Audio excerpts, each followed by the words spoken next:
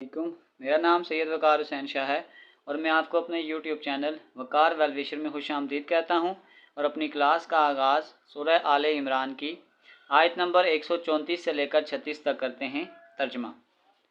जो लोग आसानी में और सख्ती के मौके पर भी अल्लाह के रास्ते में खर्च करते हैं, गुस्सा पीने वाले और लोगों से दरगुजर करने वाले हैं, अल्लाह ताला उन नेक कारों से मोहब्बत करता है। जब उनसे कोई नाशाइस्ता काम हो जाए या कोई गुनाह कर बैठें तो फ़ौरन अल्लाह का ज़िक्र और अपने गुनाहों के लिए इस्तग़फ़ार करते हैं। फिल वाक़े अल्लाह ताला के सिवा और कौन गुनाहों को बख्श सकता है, और वो लोग बावजूद इल्म के किसी बुरे काम पर अड़ नहीं जाते। उन्हीं का बदला उनके रब की तरफ से मग़फ़िरत है और जन्नतें हैं जिनके नीचे नहरें बहती हैं, जिनमें वो हमेशा रहेंगे। उन नेक कामों के करने वालों का स्वाब क्या ही अच्छा होगा। सदाकल्लाहुल अज़ीम। प्यारे बच्चों, आज की क्लास में exercise 8.2 question number 1 part B और सी सॉल्व करेंगे। तो वीडियो को शुरू करने से पहले कमेंट सेक्शन में लाजमी बताएं कि आप हमारी वीडियो को कहाँ से देख रहे हैं और आप किस कॉलेज में पढ़ते हैं। तो चलते हैं अपने क्वेश्चन की जानिब। नंबर 1 के पार्ट नंबर बी को सॉल्व करने से पहले अगर आपने इसकी पहली वीडियो नहीं देखी तो इसकी डिटेल वीडियो देख लें। उसमें हम इन तमाम चीज़ों को डिस्कस कर चुके हैं कि टेंजेंट लाइन क्या होती है, नॉर्मल लाइन क्या होती है और इनकी इक्वेशंस क्या होती हैं। तो सबसे पहले अगर हम पॉइंट बी पे जाएं तो उसने हमें गिवन पॉइंट जो दिया हुआ है वो दिया हुआ है -3, तो इसका मतलब पॉइंट आपके पास आ जाएगा -3, इसका मतलब ये हो गया x की वैल्यू आपके पास -3 है और y की वैल्यू आपके पास 2 है। सर्कल की उसने हमें इक्वेशन दी है वो है x का स्क्वायर प्लस y का स्क्वायर इज इक्वल टू 13। और अगर मैं इसको कंपेयर करता हूँ अपनी जनरल इक्वेशन के साथ तो वो होती है x का स्क्वायर y का square is equal to a का स्क्वायर। अगर मैं a वाली वैल्यूज़ को कंपेयर करूँगा तो इसका मतलब ये आ जाएगा a square is equal to 13। दोनों तरफ अंडर रूट अप्लाई कर दें, इसके साथ कैंसिल हो जाएगा और ये आ जाएगा a is equal to under root of 13। तो बस हमने अब टेंजेंट लाइन की इक्वेशन निकालनी है और नॉर्मल लाइन की इक्वेशन। तो अगर हम टेंजेंट लाइन निकालें वो आपके पास होती है x dot x1 plus Y dot y1 is equal to a का स्क्वायर। कर दें, x की जगह आपके पास आ जाएगा -3, x की जगह x और x1 की जगह आ जाएगा -3, y और y1 की जगह आपके पास आ जाएगा 2 is equal to under root of 13 का स्क्वायर। तो ये आपके पास आ जाएगा -3x प्लस 2y, इसको इससे कैंसिल कर दें, 13 इसको उधर शिफ्ट कर दें तो ये आ जाएगा 3x minus 2y plus 13 equal to 0। तो ये आपके पास आ गई है रिक्वायर्ड इक्वेशन ऑफ टेंजेंट या टेंजेंट लाइन। अब सिंपली हम इसके बाद नॉर्मल लाइन की इक्वेशन को सॉल्व करेंगे। तो अब आपके पास जो नॉर्मल लाइन होती है वो आपके पास होती है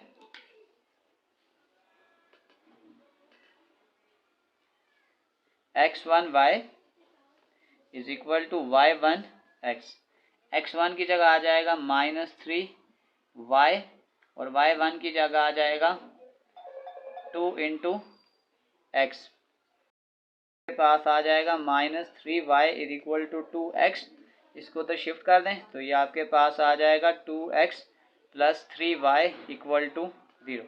तो ये आपके पास आ गई रिक्वायर्ड नॉर्मल लाइन। तो वो चलते हैं इसी के पार्ट बी की जानिब। सी जो है वो पार्ट नंबर ए और बी से बिल्कुल डिफरेंट है। इसको पहले हम देख लेते हैं कि हमारे पास जो ये जो सर्कल होता है ना, इसका जो सेंटर आपके पास होता है वो आपके पास होता है -g, -f। अगर आपके पास कोई ऐसी लाइन है जो ओरिजिन से पास नहीं हो रही तो हमारे पास एक जनरल इक्वेशन होती है, वो आपके पास होती है x square y square plus 2gx plus 2fy plus c equal to 0।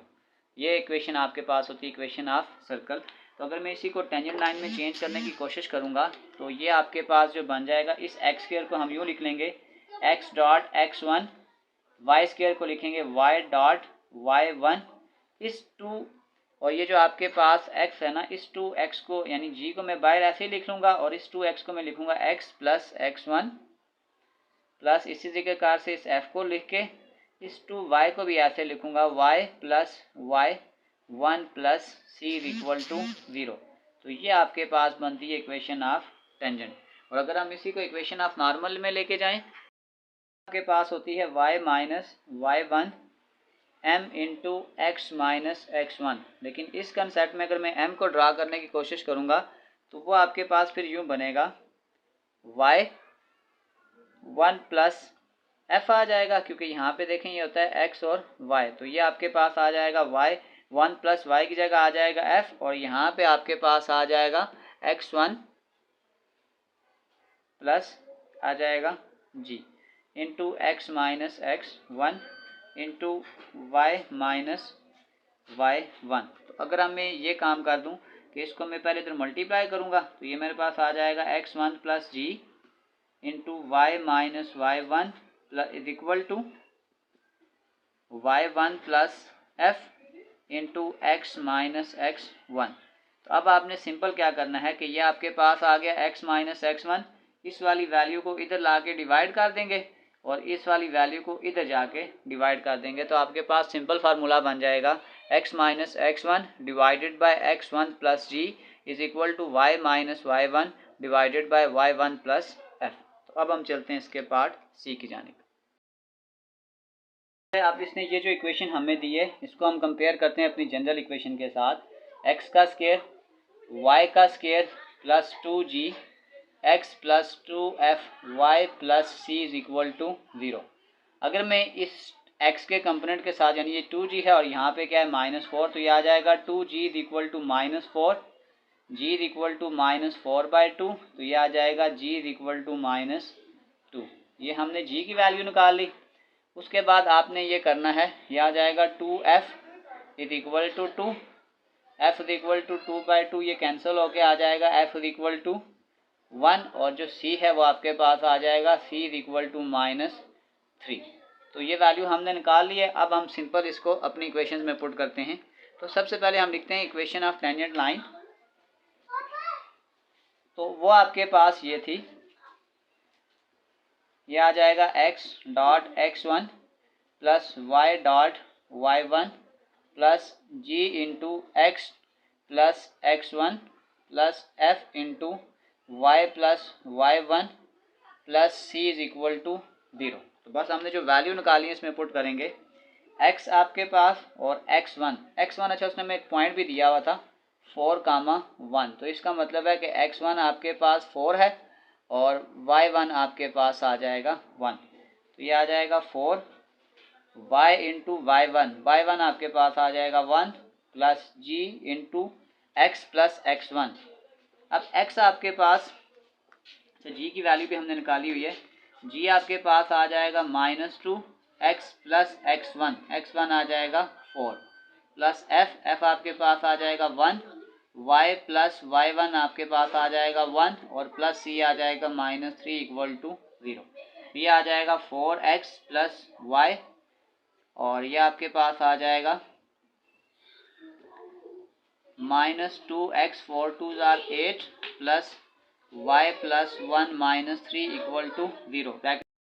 Multiply करें, ये आ जाएगा 4x प्लस y, अच्छा यहाँ पे भी ये माइनस आ रहा है, तो ये आ जाएगा -2x -8 plus y plus 1 -3 equal to 0। 4x में से 2x निकालेंगे आ जाएगा 2x, y प्लस y ये आ जाएगा 2y, -8 और -3 -11 प्लस 1 निकालेंगे तो ये आ जाएगा -10 इक्वल टू 0। यहाँ से 2 कॉमन कर लें, आ जाएगा x plus Y -5 equal to 0। इस 2 को तो डिवाइड करेंगे तो आ जाएगा x plus Y -5 equal to 0। तो ये आपके पास आ गई है रिक्वायर्ड इक्वेशन ऑफ टेंजेंट। ये हमारे पास पहला आंसर है। अब हम चलते हैं इसी के नॉर्मल लाइन की जानिब। आपके पास आ जाएगी नॉर्मल लाइन की इक्वेशन।